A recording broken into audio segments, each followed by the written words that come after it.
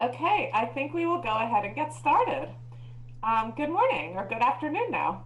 It's my pleasure to welcome you to today's webinar called Supporting Grieving Students After a Death, How We Can Help Them Build Resilience in a Time of Physical Distancing. I'm Allison Stearns, the CEO of CaringMatters. Before I get started, I'm pleased to share a bit about who we are and the services we provide. CaringMatters is a 31-year-old community-based nonprofit organization that provides social support services for Montgomery County residents with serious illness and their families, and to those who are grieving. We also provide community education. Within our children's bereavement services, we offer several programs, all free of charge. First, we have our Good Grief Clubs, which are a 7-week in-school support group for grieving students across grades K through 12. We facilitate more than 40 clubs each year throughout Montgomery County Public Schools and beyond. We have family nights, which are multi-family workshops offered prior to major holidays with expressive arts activities and dinner for grieving families, bringing parents and children together with other families who share similar experiences. Our Camp Erin is a weekend-long overnight camp for grieving children offered each year.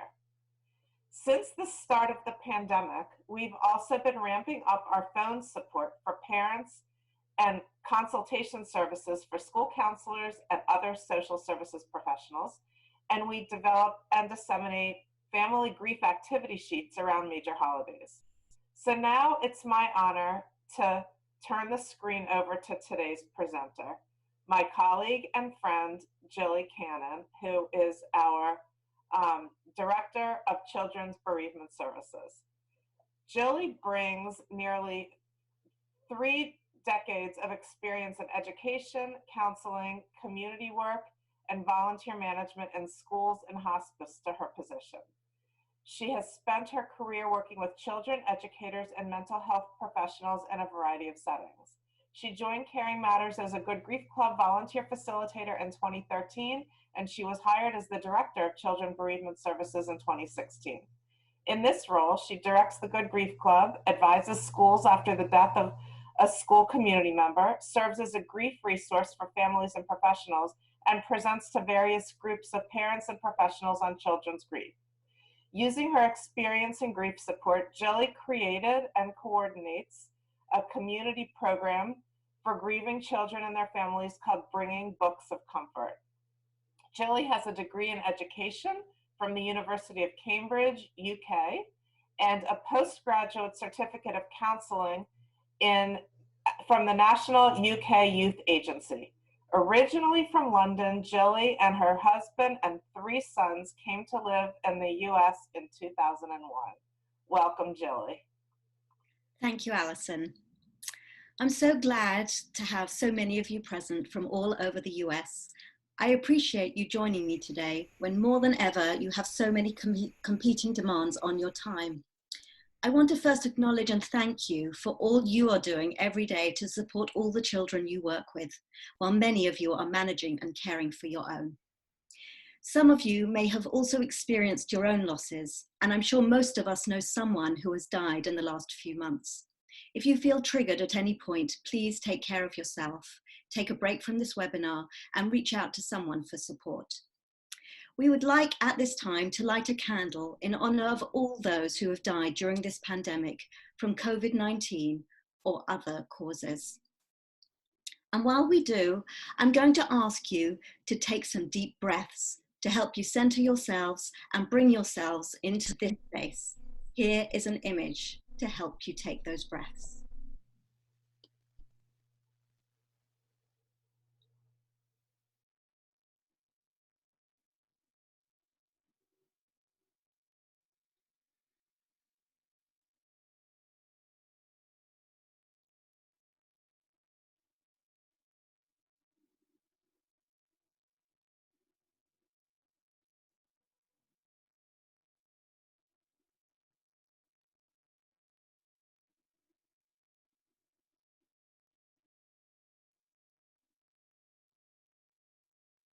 And one more.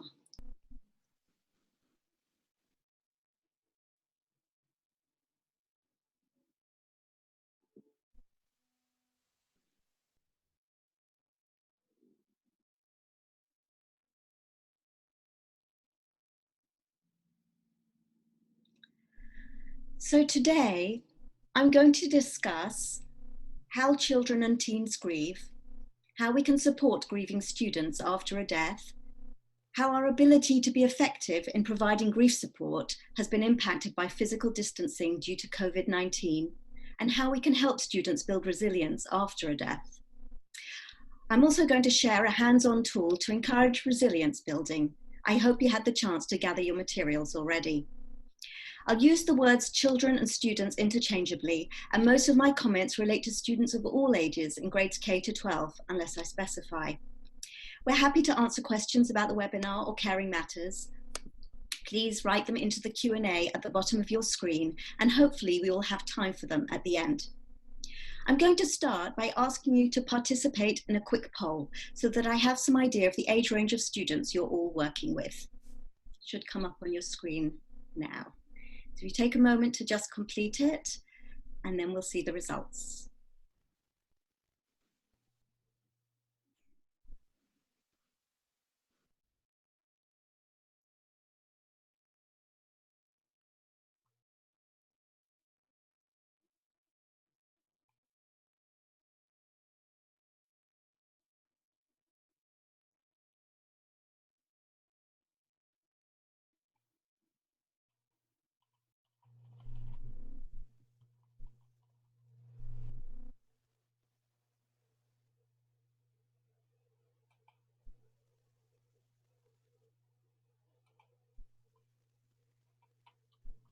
I'm going to just finish up the poll and the results should show up. Oh, so we have a range of ages that you're supporting, and most of you have had to support a grieving student within the last year. Thank you so much for taking part in that. It's good to know that you're really supporting all these students. Okay, so now I'm going to show you a comic strip created by Introverted Doodles.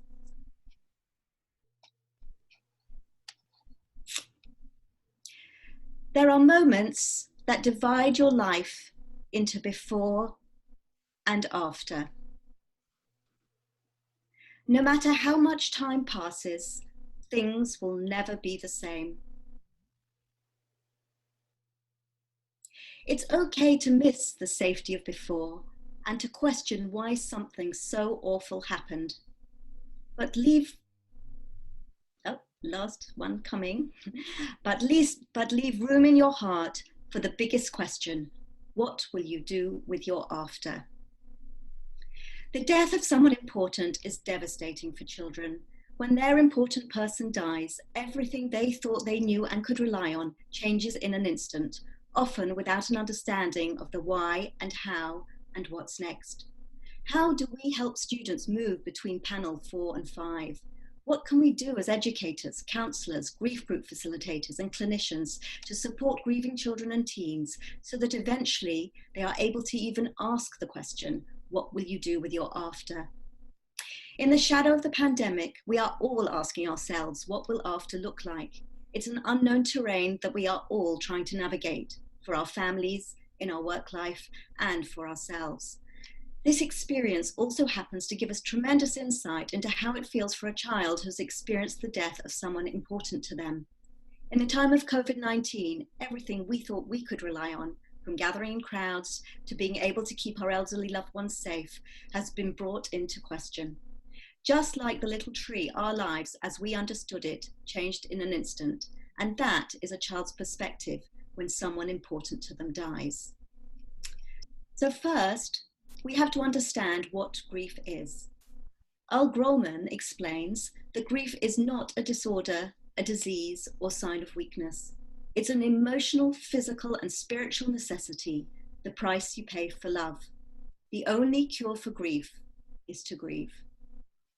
Grief is a multifaceted response to the loss of anything or anyone. It is all the thoughts, feelings, and reactions we have after loss. It's a full mind-body experience. It's not an illness that needs to be fixed, but an unwieldy, unpredictable necessity. Grief is a natural and healthy response to death. The word grief has appeared in mainstream conversations more than ever in the last few months.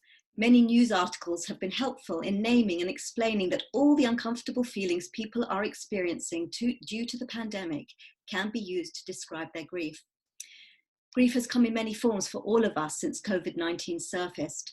The loss of having answers to questions, the loss of routines, the ability to go out, meet with friends, or to give a hug. Seniors and high school and college graduates are grieving the loss of celebrating their milestones in a traditional way and are feeling the uncertainty of what college or their first job will look like. Anxiety has accompanied our grief as we have understood how little we can control. And the students we work with are having all of these responses without the benefit of developmental maturity or much life experience. Today, I'm going to focus on grief in relation to the death of someone important to a child or teen. Children who were grieving before the pandemic may feel that their grief has been buried under all these new losses.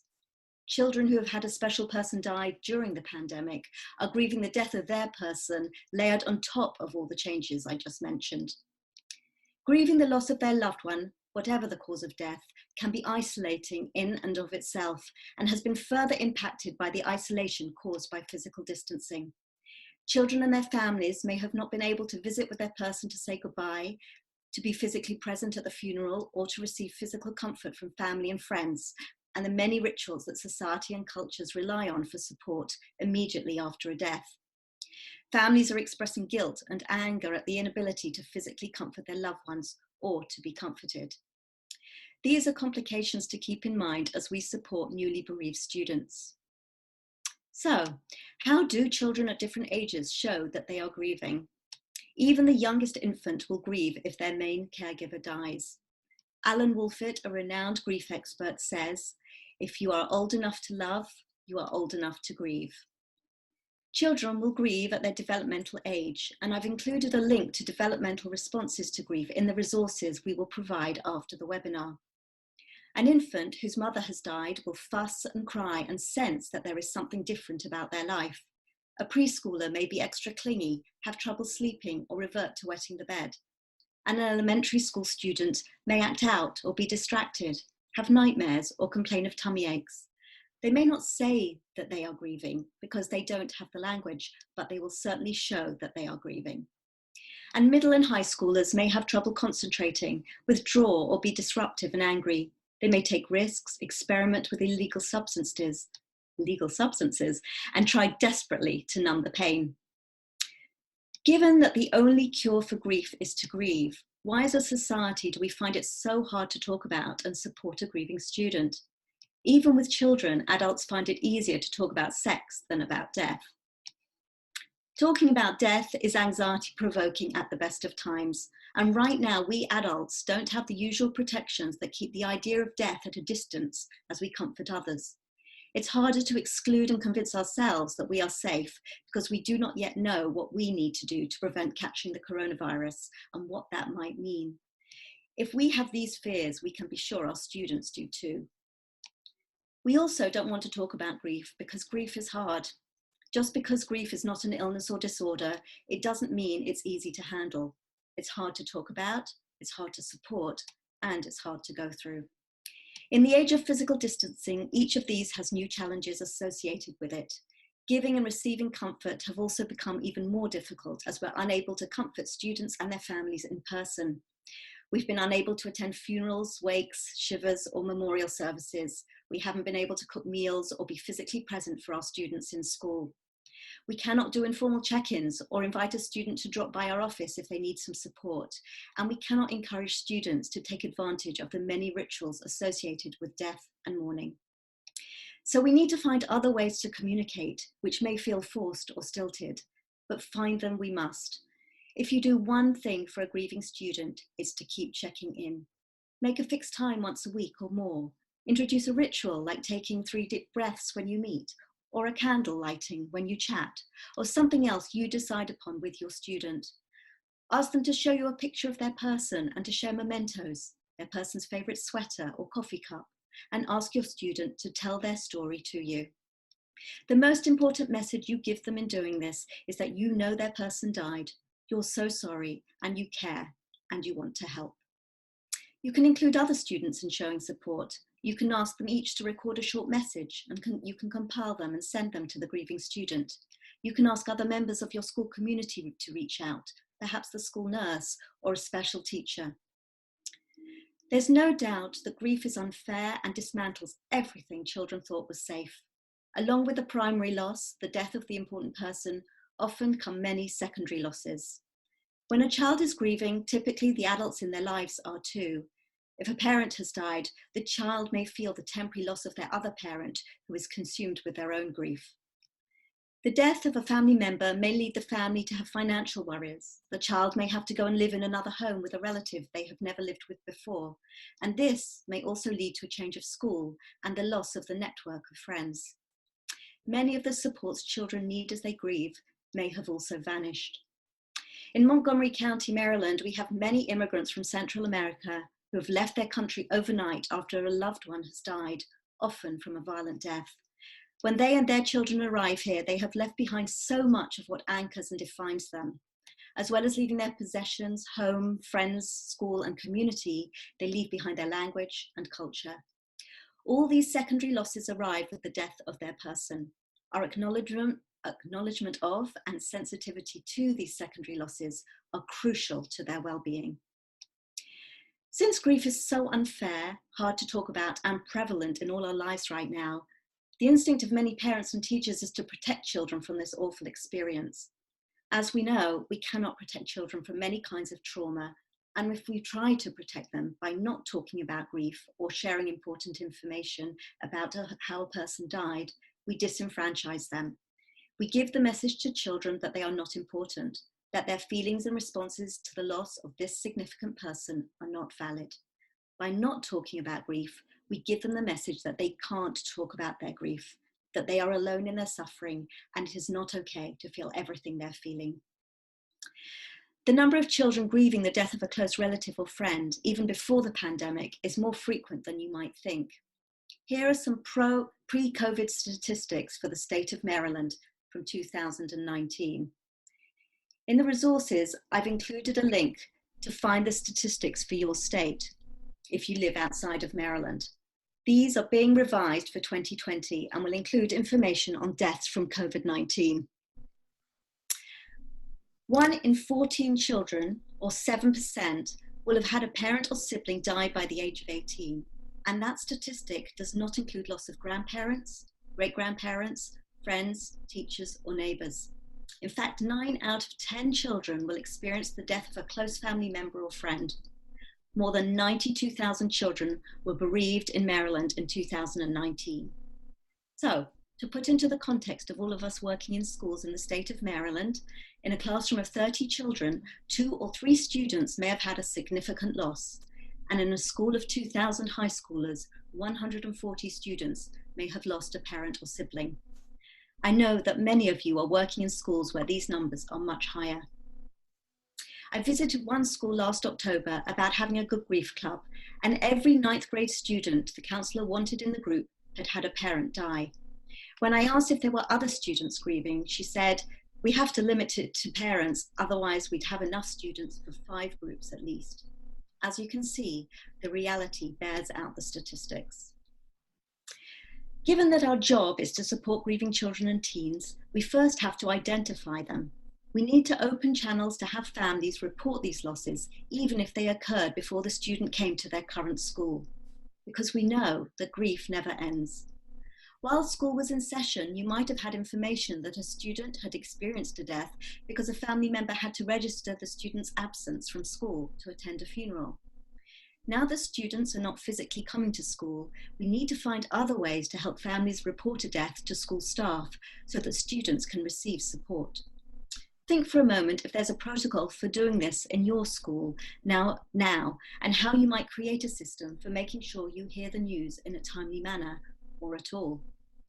It's also worth mentioning that families may be reluctant to report if their loved one died from something other than COVID-19 because these deaths are not in the spotlight right now, and they may feel that their situation is overshadowed by an international disaster.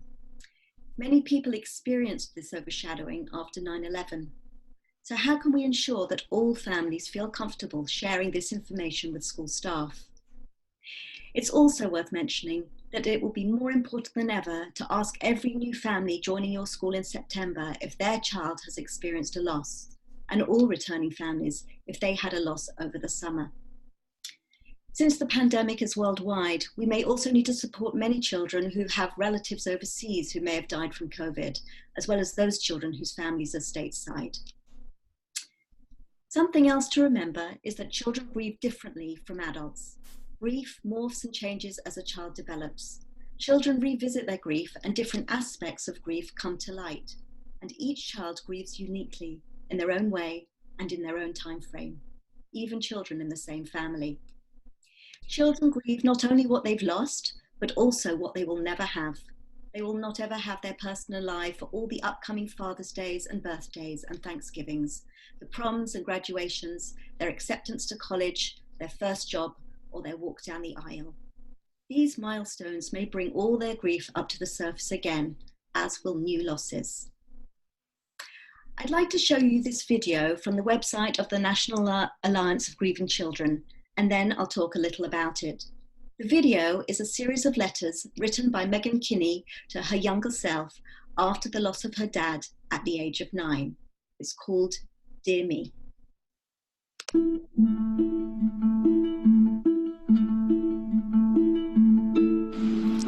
Dear 9-year-old me, sweet girl, you are trying so hard to maintain a persona of maturity and strength. You want others to think you've got things figured out. You're the oldest. You want Dad to watch over you and see that you can help with adult things now that he isn't here to do them himself. Turns out you don't know the first thing about adult responsibility, but you'll pretend like you do because it feels like the right thing to do. You've never been shy about words and speaking your mind, but how does a 9-year-old talk to other kids about death? It feels weird, like you are out of place. This event has shaped your entire life and is all-consuming, but how do you talk about it without seeming like a stormy cloud over everybody else's day? Dear 13-year-old me, you've been working so hard on trying to be brave again. Any activities outside of home make those anxious thoughts go round and round and round.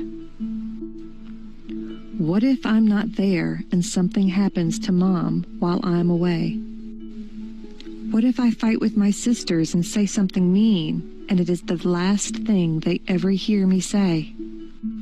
Who would we live with if something happened to Mom? Would we have to lose our home too? Every year you've had to have that same dreaded conversation with your teachers as you fill out those emergency cards and have to write deceased next to Father's name and phone number. It's getting harder and harder to remember his smell, remember the sound of his voice. You hold onto those precious memories and pictures and hang them up in your locker to remind yourself that he is always with you. Dear 16-year-old me, there are so many things that have been impacted by childhood loss that you would have never expected. Learning to drive is agonizing. What if you get into an accident and kill somebody's dad, and a child has to grow up without a parent because of your mistake?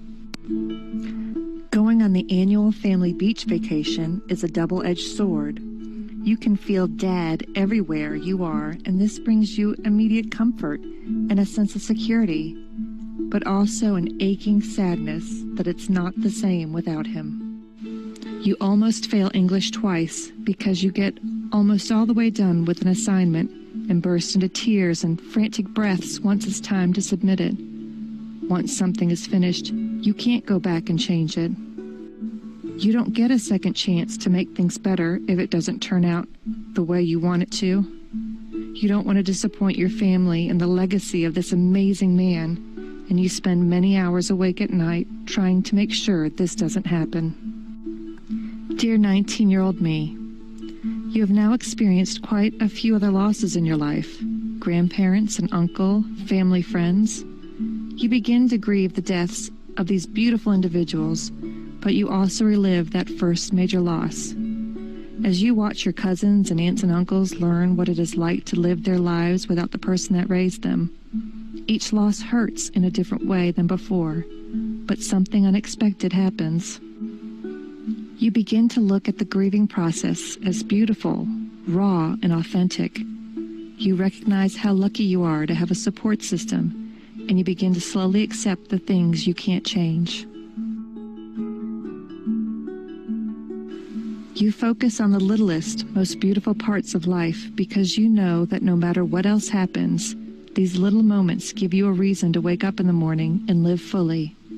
You decide to live honestly and be transparent about what you feel and what you need from others. You begin to practice self-care because you realize that you deserve to love yourself and that Dad would want you to feel good about who you are and the decisions you make for yourself. Dear 24-year-old me, you are currently a teacher of students who are the same age as you were when you lost your dad. You remember feeling so old, but you look at these innocent, toothless rugrats running around and realize how much they have left to experience in their beautiful lives. You know that as you continue on life's ever-changing journey, you will reach new milestones that will fill you with bittersweet moments. You will feel a sense of adventure and excitement, followed by a pang of intense sadness. Knowing that he won't be there to dance with you at your wedding, or to help you move your couch through that too narrow doorway into your first home, or to hold his grandchildren with a misty look in his eyes that he will blame on allergies. But you are ready to handle that because you have made it this far and you're not doing it alone. This loss has shaped you, but it has not defeated you. As Dad would say, keep your chin up. You've got this. So what I want us to recognize here is that Megan's father's death continued to impact her year after year and in different ways as she grew up through her teens and beyond. It also reminds us that grieving children and teens can, by working through their grief, come to a new normal. A New York Life survey asked adults who were bereaved in childhood how long it took for them to find their new normal. They responded with an average of 7 years. As our little tree at the very beginning knows, there is no going back to normal. It's therefore worth discussing that it will be important to ask every family, as I mentioned before, if they have had a loss in the last 7 years. Parents may not think this is worth revealing if the death occurred more than a few months ago, particularly in light of the pandemic, and they may think that we're focused on more recent deaths. The survey also noted that the adults around them wanted the students to be over their grief after just 4 months. I was working with a middle school counselor a few months ago who told me the story of a parent who said she didn't want her child to take part in a good grief club because it had been 5 months since his dad had died. She was worried that it would bring up all the feelings, and he was over it, and she was sure he didn't want to talk about his dad anymore. The truth is, I am 99% sure he's still thinking and feeling many things about his dad's death. Allowing him to tell his story will allow his hidden feelings to come to the surface, that were always there. It's so important for us to remind ourselves that grief has no timeline or endpoint. As a result of a significant death, children and teens have to form a new and integrated identity as a child who has lost someone they love. This takes years and years. And it is going through the grieving process that children learn about friendship, character, and endurance. It is through this process that they learn to be resilient.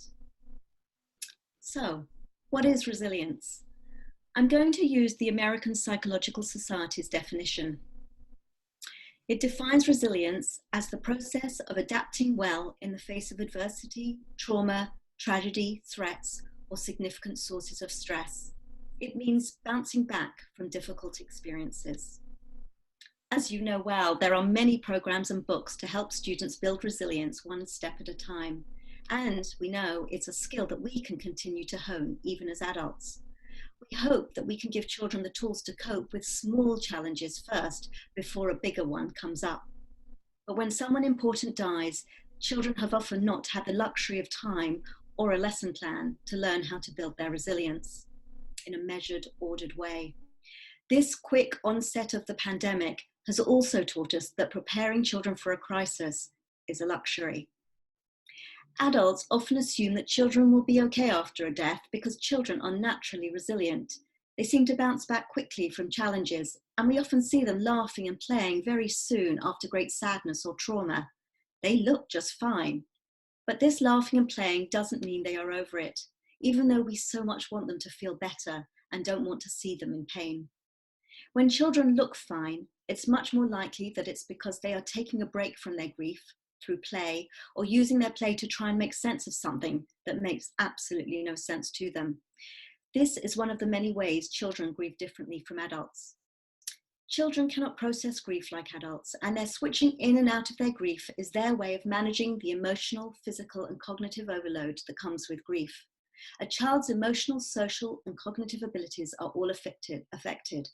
They can't think straight or concentrate. They may have headaches or problems sleeping, and they're feeling a whole range of big emotions that they do not necessarily have the skills to manage or control.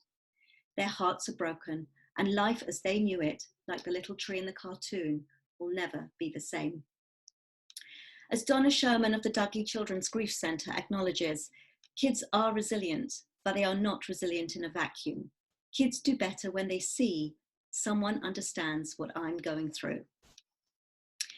When the COO of Facebook, Sheryl Sandberg's husband, died suddenly from a heart attack, leaving her and her 2 elementary school children to pick up the pieces, she, together with Adam Grant, a psychologist at Wharton, wrote a book called Option B.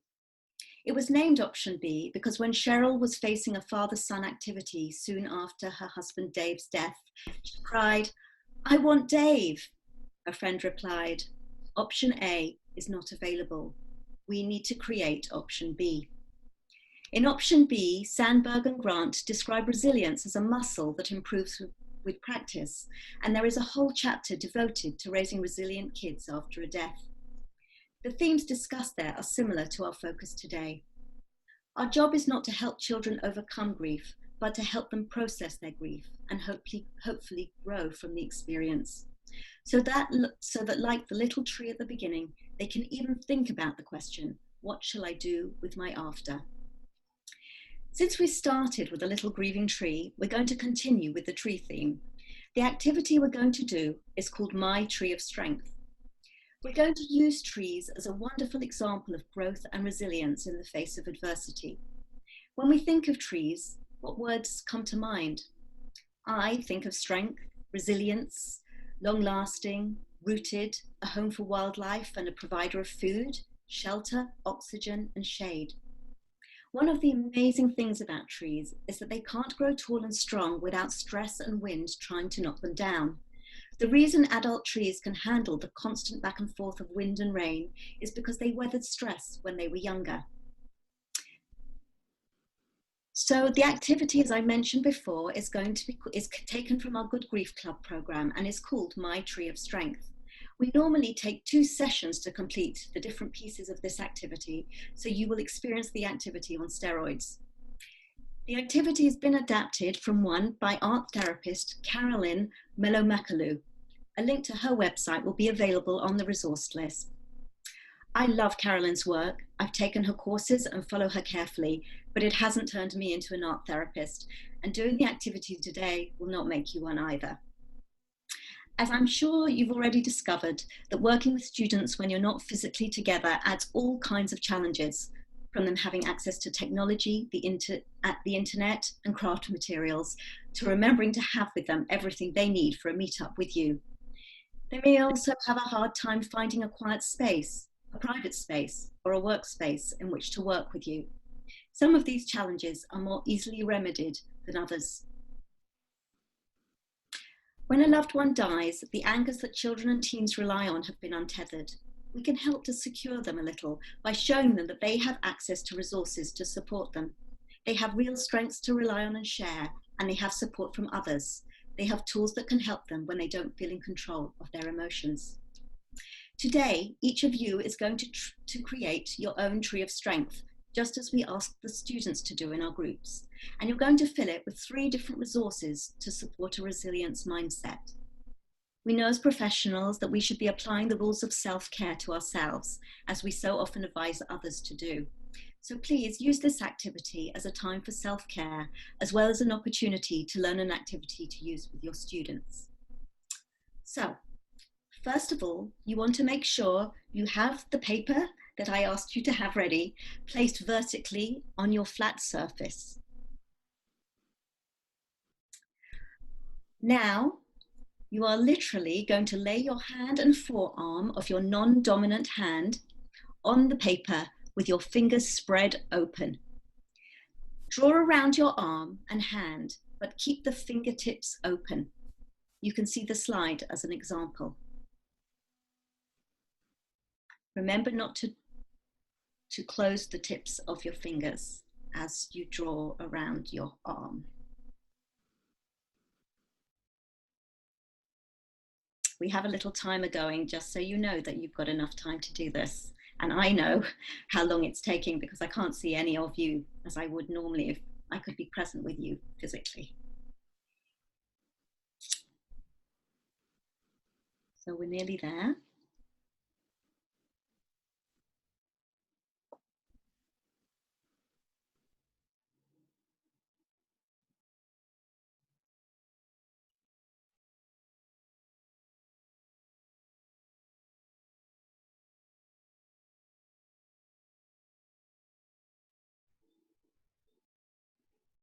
Okay, so next, what I would like you to do is to extend the branches and add leaves that are large enough to write inside of. Remember that no one is going to see your drawing, and it's the process that's important, not the outcome. Remember to make your leaves large enough.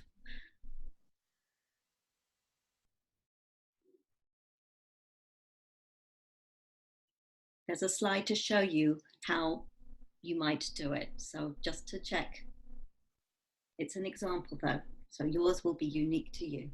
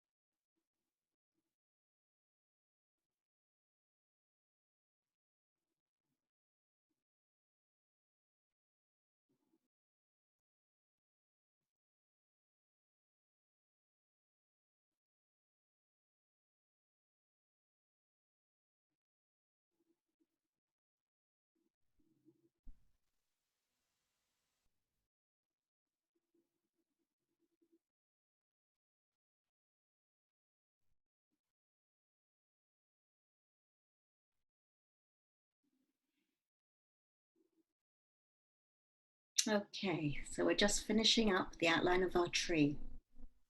And as we're going to work through each of the next few steps, I want you to think about how it has been for you to cope in the pandemic and a time when you felt you most needed support. I want you to think about how that felt and what has helped you as you do this exercise. As we work through this activity, the slides will show different trees that illustrate aspects of a tree's resilience and remind you of what you're going to do as you write in each part of your tree. So what we normally do first is in the trunk of the tree, we ask students to list their inner strengths. Fostering inner and individual strengths builds confidence and independence, persistence, and the knowledge they are helpful to others. All children have inner strengths, but they don't always recognize them, name them, or remember them. And these inner strengths become even more important during challenging times. A student with some prompting might be able to say, I'm kind, or I'm a good helper, I'm a whiz at basketball, I'm great at organizing. When children feel as though they have lost everything, a reminder that they still have these strengths is empowering. Now I want you to consider your inner strengths and record them in the trunk of your tree.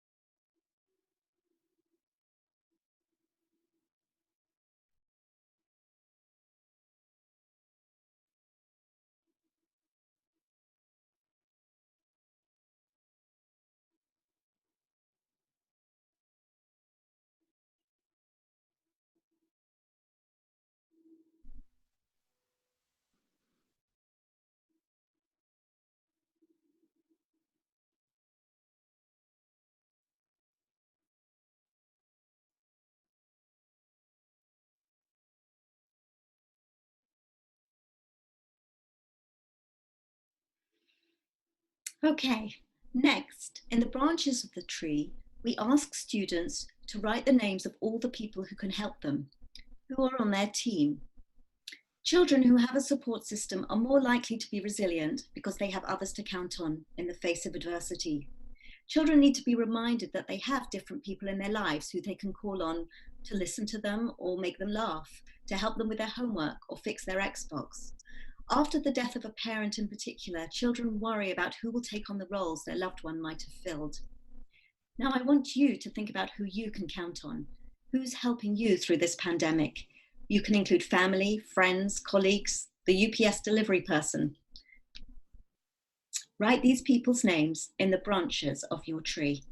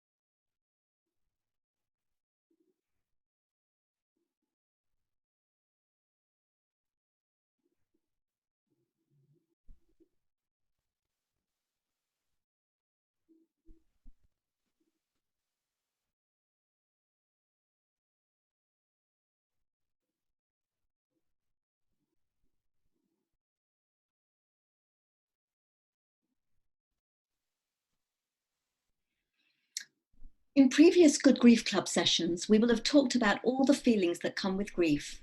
Many different feelings, including sadness, anger, guilt, worry, loneliness, and feeling numb. We validate and normalize these fears. We explain that there are no good or bad feelings, just feelings that are all valid. But it's what we do with those feelings that is important. So in the leaves of the trees, we ask students to name things that help them when these feelings come rushing at them. We help them identify healthy coping tools that can calm them or they can use to take a break from their worries and anxiety. What works for each of them? We give them this handout, 50 Ways to Take a Break, to help them to identify very specific ways that are unique for them. And we ask them to fill in any of the things that help them by writing them in the leaves of their trees. So now I want you to think about the tools you use to self-soothe when you are feeling sad, stressed, angry, or lonely, and list them on the leaves of your tree. If you downloaded the 50 Ways sheet before the webinar, you can use it to help you.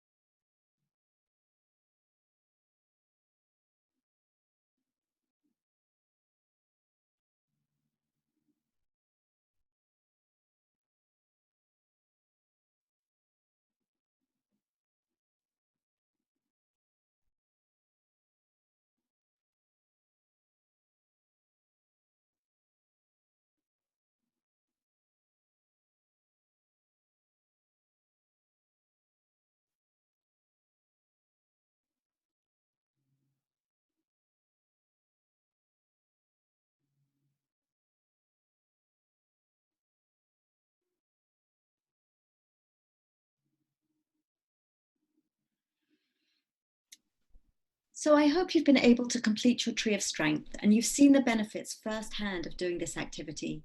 I find this exercise so helpful because it's accessible, affirming, and empowering. It can act as a powerful reminder when children can't think straight and need to have easy access to tools that can help them. They will now have a list to keep and refer to. As Carolyn Muller-Makalu says, the symbol of a strong, resilient tree can help students connect to their own strengths. Lists help to activate the more cognitive aspects of the brain. And in a time of social distancing and remote learning, the students literally have what they need to do this exercise at their fingertips, or should I say wrists and hands. If a student doesn't have access to paper, perhaps you can drop some round to their home in advance. You might even include a leaf template for them to use, or ask them to look for a sturdy leaf in the yard to draw around. Carolyn has used this activity with all ages, including adults, and we've used it successfully with all ages in our Good Grief clubs. Here are a few other ways to use a tree as a symbol of strength, flexibility, and hope. You could use the poem The Sycamore Tree by Wendell Berry as a prompt for older students, and then have them draw the tree freehand. They could also make their lists of inner strengths, helpful people, and tools first, and use the words themselves to help them to make the shape of the tree, using each word to create the outline of the tree itself. Most importantly, this activity is a tool for discussion. It begins a conversation. If you do it with a group of students, they will see immediately that each tree is unique, just as their grief is, and their tools have literally come from within, through their wrist and hand, to create reminders for support and self-care. I'm leaving you with one last recommendation. The lone cypress is actually a real tree that grew in spite of all the elements and the difficult spot that the seed had been planted for it. And there is a beautiful story that has been written, a children's book that's been written about resilience based on the story of the lone cypress. It's called The Hugging Tree, and it's available at Amazon, and it's a wonderful prompt or a way of ending a session with children after you've talked about resilience. So, in conclusion, children are resilient, and one of our messages in our Good Grief clubs is that there is hope, optimism, and a future for them, even though someone very important to them has died. And with your guidance, support, and tools, and their belief in themselves, they will be able to answer the question the little tree asked: what will you do with your after? Thank you. Thank you very much, Jilly. That was wonderful. I hope everybody enjoyed the webinar and found it informative and worthwhile. We do have a few minutes for questions and answers, and I do have a few questions that have already been typed into the Q&A box. If there are other questions, feel free to type them. If we don't get to them during the webinar, we will do our best to get back to you, or you can reach out to Jilly on email by going to our website. And our website will be posted at the end of the webinar, but it's www.caringmatters.org. Jilly's email is Gilly, Gillyc @caringmatters.org. Okay, Jilly, I'm going to read a couple of these questions. The first one is sort of more of a logistics question, so I will just ask this. A few people have asked about the slides being made available, especially the tree activity and the resource on the screen instead of the chapel oak. Somebody wanted it to be left up longer, but since I missed that, can we send those out or make them available? Okay, so as soon as the webinar is finished, you will receive an email from us, which will have a link to our evaluation, which we'd love you to complete. And along with that will be all the resources that I have mentioned during the webinar. That will include how to do the activity and a link to the art therapist's website, so you can actually go and see how she explains it. So I hope that will be helpful for you. And when the webinar is up on our website, which it has been recorded and it will be available in a week or so, you'll be able to see the slides on the recording. Great. Okay. Next one.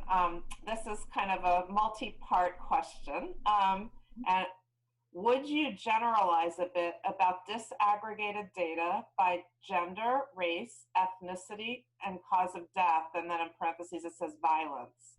What about a child's connection to the faith-based community? Are there some patterns you've observed? For instance, if a church authority says your mom is with the angels now, or dad lives in your heart, creates a rather different impact. Yes. So there's a number of different things that you're asking about, and I'm not sure that I could probably do a whole webinar on all of those things. So definitely there are some patterns that we see with children. The most important thing that we see is that the ability of a child to recover from their grief, or at least to come to terms with their grief and move forward with it, is how their caregiver has also come to terms with their grief. And that is across all different sections of our community. And so although there may be very specific ways in which groups of people respond to grief and loss, we know that one important adult in their life who is coming to terms with their own grief will have the biggest impact on the student. In terms of how faith has an impact, we are very respectful of what a child brings to us in terms of what they've learned and believed about where somebody goes when they die, or where, you know, what happens after death. If a child seems comfortable with that, then I think that's very comforting and encouraging. If it's disturbing to them, then that's something that we, you know, can help them to work through and see what it is that they're actually worried about. So I think we meet each family and each student where they are, and we work with them from that point forward. I don't have at my fingertips the statistics that you're asking about. I'm sure that I could find them. We do know that the more support a child has, whatever backgrounds they've come from, the better that they will do. Great, thank you, Jilly. Okay, next one. I am a trauma advocate, and my daughter beat COVID-19, but my uncle did not and passed away.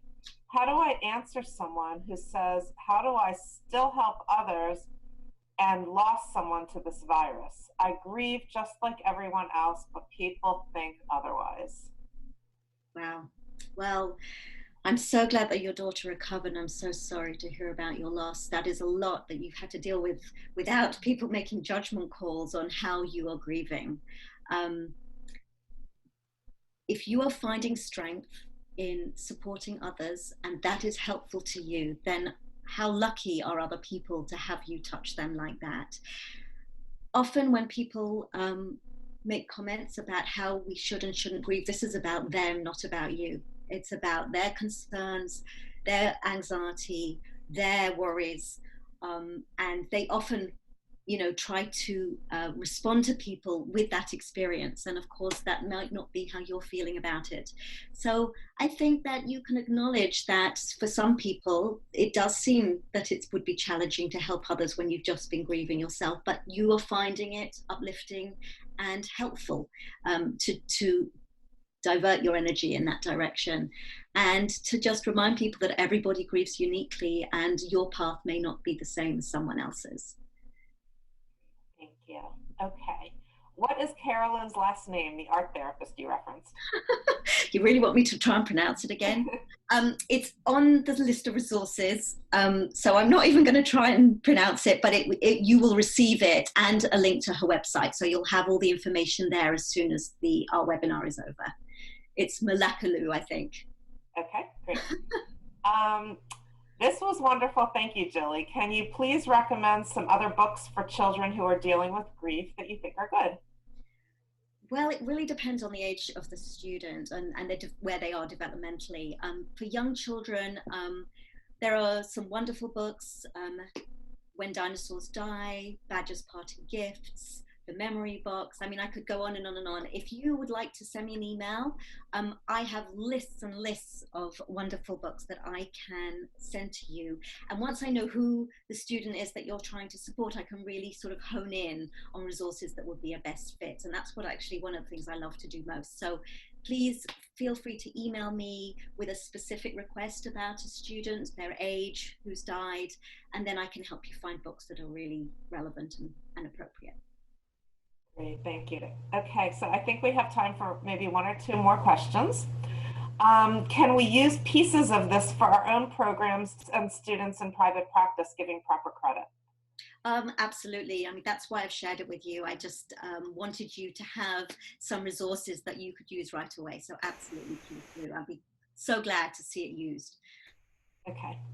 Is CaringMatters running grief groups for students virtually during this pandemic? I think either one of us. The million-dollar question. We would love to be running grief groups. If you're working in a private school and you have found a way to run groups where you would be comfortable with one of our trained facilitators running a group with you and your students, then absolutely we can do that. MCPS at the moment, Montgomery County Public Schools, has not allowed groups to be run because of certain issues with confidentiality, which I absolutely respect. We are in conversation with MCPS to try and work out how we can get our groups going again, because we know that there has been a demand and there will continue to be a huge demand for peer support.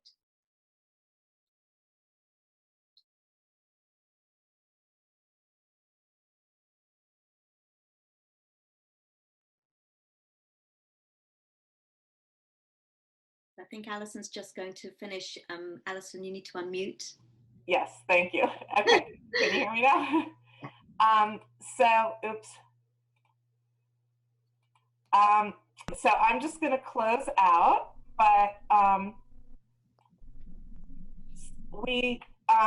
for a few closing announcements, please remember to complete your evaluation. It should only take a couple of minutes, and this feedback is important as the information enables us to continue improving for our future educational sessions, and it demonstrates the impact of our work to funders. This link was on the reminder email that was sent earlier, and with the Zoom link, and it will also be sent to you after the webinar with a list of resources that Jilly mentioned during the presentation. If you requested a certificate of attendance, you will receive it via email over the next couple of weeks, and a recording of this webinar will be available on our website in a week or so, along with any responses to additional questions that we're able to come up with resources for. Again, you can always email Jilly as well for some more specific conversation with her and recommendations for resources. I did see in the Q&A that there were also a lot of very nice comments and some feedback and some notes specifically for Jilly, and we will make sure that she sees those and we are able to share with her who was making those comments to her. All of our services at CaringMatters are free of charge and funded by philanthropy. Please take some time to go through our website and learn a little bit more about our other services. We didn't have time today to talk about our adult bereavement support services, but we do have some wonderful support groups that are taking place for adults over Zoom, and we're actually right now putting together a support group for adults who are grieving a death by COVID. So if you have families that you're working with where there may be an adult who fits into that category and could benefit from a support group, that we are doing over Zoom. So please reach out about that. So because all of our services are funded by philanthropy and delivered by trained volunteers, we always like to give people the opportunity to learn more about us and to support CaringMatters services or learn more about volunteer opportunities, provide financial support. Please visit our website to learn more about any of those things. And of course, if you know people that could benefit from the free services. Your support and involvement can really make a huge difference in the life of somebody facing some of life's most difficult times.